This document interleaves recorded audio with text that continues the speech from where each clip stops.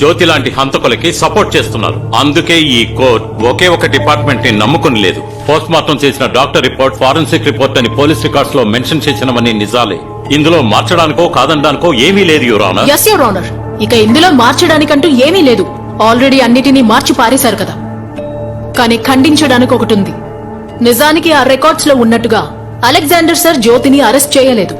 Mister Rajaratnam sir చెప్పినట్టుగా తిరుపూర్ పోలీసులు కూడా అరెస్ట్ చేయలేదు. చెప్పాలంటే జ్యోతిని ఎవరూ అరెస్ట్ చేయలేదు. జ్యోతి తనంతట తనే ముందుకొచ్చి సరెండర్ అయింది. అది కూడా అప్పట్లో స్టేషన్ ఎస్ఐగా ఉన్న సురేష్ పాండ్యన్ దగ్గర. ఆ తర్వాత ఆయన్ని మాత్రం ఈ కేసులోంచి ఇన్విజిబుల్ చేశారు. నో యువర్ ఆనర్, మేడం చెప్పినట్టుగా ఆ ఎస్ఐ ఎక్కడ ఇన్విజిబుల్ అవ్వలేదు.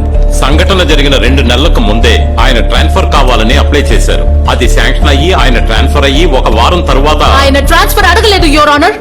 ఈ కేసు వెనుక ఉన్న నిజాలేంటో తెలిసిన వ్యక్తి సురేష్ పాండ్యన్ మాత్రమే. సురేష్ ఈ కేసులో